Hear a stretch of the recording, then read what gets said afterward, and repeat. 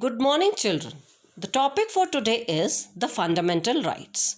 Fundamental rights are the essential rights of the citizens. These are the basic rights given to the citizens for their overall development. In absence of fundamental rights, overall development of citizens is not at all possible. We all of us know that India was under the subjugation of the Britishers for almost 200 years. They were denied of their basic freedom. They were not given liberties, rights in their own nation. So after attaining independence, it became very important for the Indians to enjoy these liberties and rights. So fundamental rights, when Constitution came into force, were incorporated in part 3 of the Constitution. They are very, very essential rights and they are enforceable in the courts of law.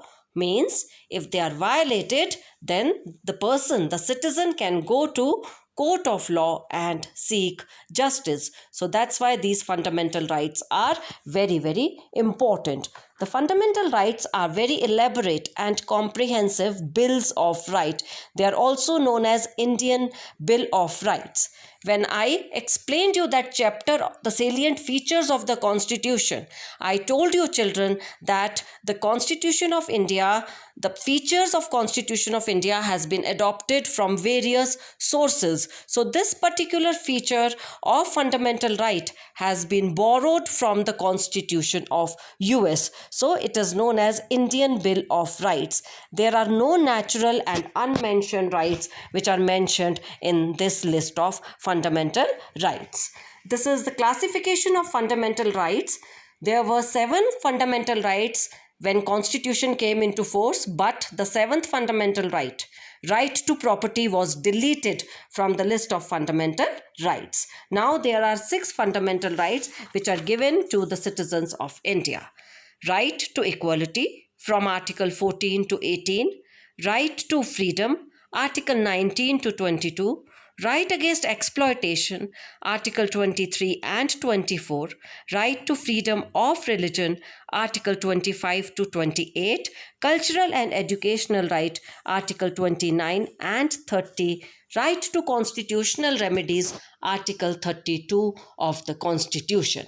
Right to property was mentioned under Article 30 and 31 when it was there, but now it is no more the fundamental right of the citizens. So these are very, very basic human rights of all the citizens, and there is a provision of guaranteeing and granting these fundamental rights to the citizens. Let me now start with the classification of the fundamental rights.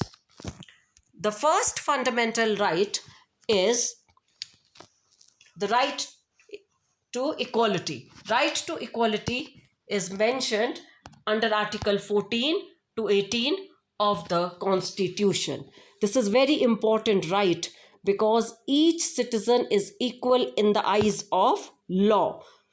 There will be no discrimination made on the grounds of caste, color, creed, sex, religion, place of birth, etc. Equal punishment for equal crime. So Article 14 guarantees to all citizens and others equality in the eyes of law. Then there is prohibition of any kind of discrimination under Article 15 of the Constitution, which is very, very important, as there was lot of discrimination under the British rule.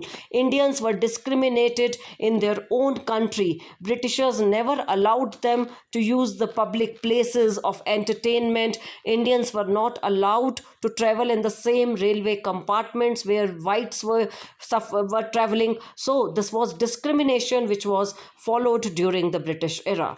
So this Article 15 provides Indians with all kinds of social equalities. Then there is equality of opportunity, that is under Article 16 of the Constitution. That is, all the citizens, they should get equal opportunities in employment, appointment to any office under the state. Then untouchability has been abolished. It is a punishable offense in India.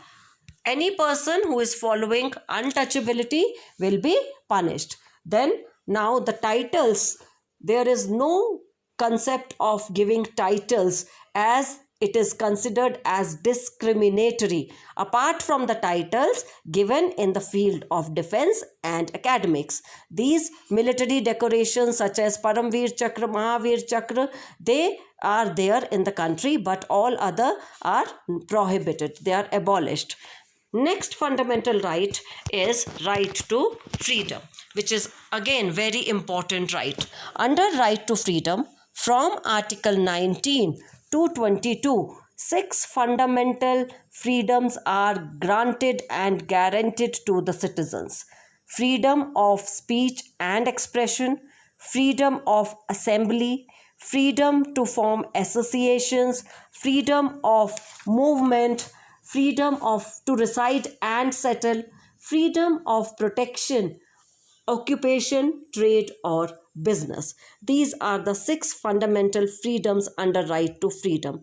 But here I would like to explain one thing, that the citizens, they enjoy all these freedom, but there are some kind of exceptions that citizens have to keep in mind while enjoying these freedoms: the integrity and unity of the country. They should not do any action, or any speech, freedom of speech and expression should be restrained, so that the country's integrity is in the safe hands. So that is important. These exceptions are very, very important to be followed.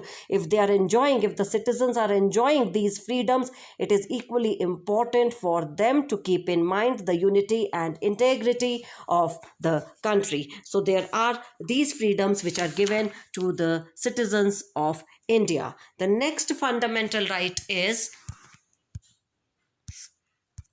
right to freedom of religion, which is equally important.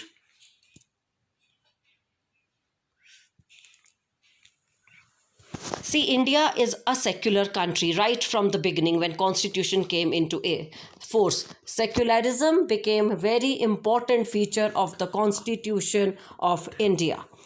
India is a secular country means that all the religions in India get equal respect. There is no state religion in India.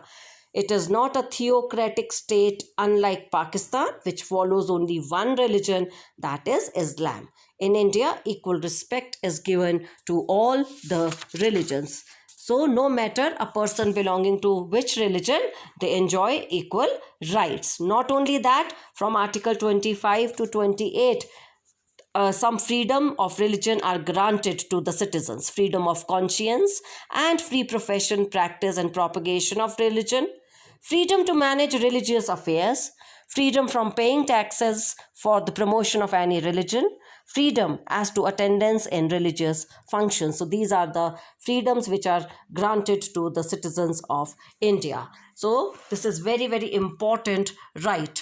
Here we follow unity in our country, no matter we are diverse. There are people belonging to so many religions, regions, and belonging to different caste. They live in India, but apart from all these differences, we all are Indians. We belong to one human race. There is no discrimination on the grounds of caste, color, creed, religion, sex, place of birth.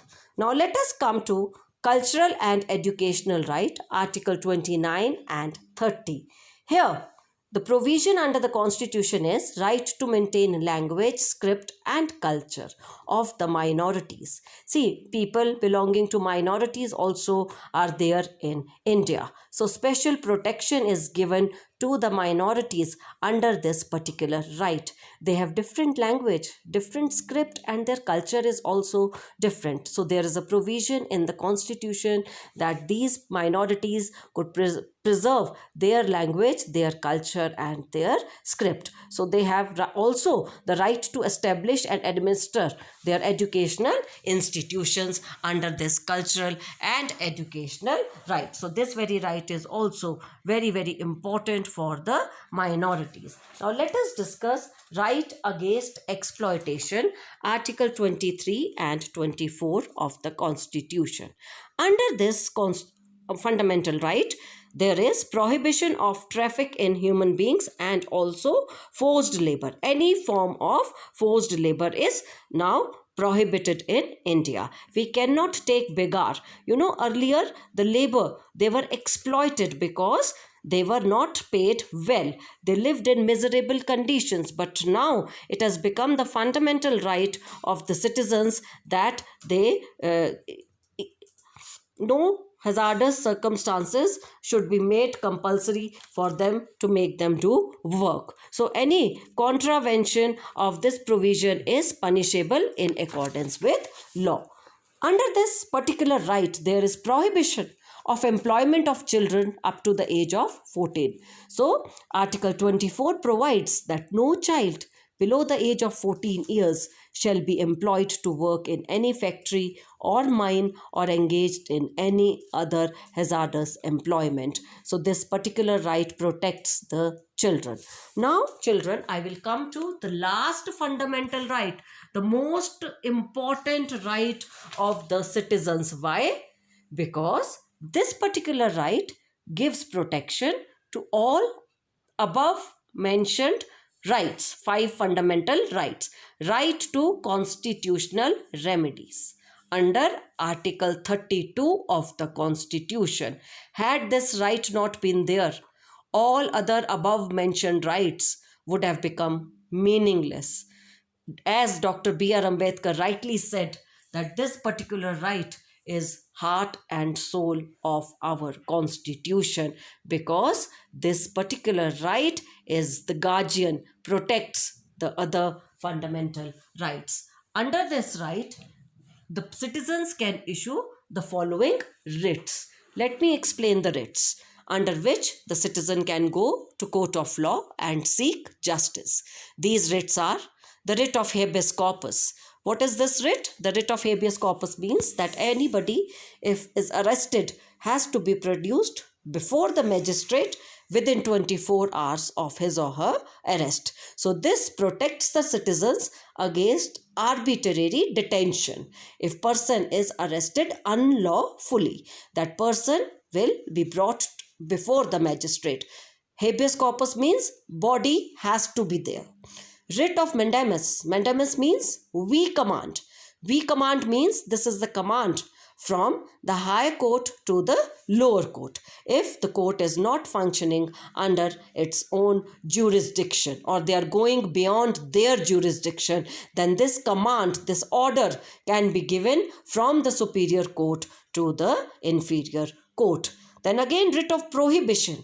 This prohibits the inferior court, the subordinate court, to act if they are not acting under their jurisdiction. So actually this is the instruction given by the superior to the inferior court. Next is the quo warranto. Quo warranto means by this writ the court can restrain a person from acting in a public office to which he is not entitled, or a person has usurped the office illegally, then that person will be asked to vacate the office immediately. The writ of certiorari, by which the court can order an inferior authority to transfer the matter to it or to some other authority for its proper consideration. So this particular right is very, very important because it protects all the other fundamental rights. I hope you understood this, children. Stay tuned. Thank you.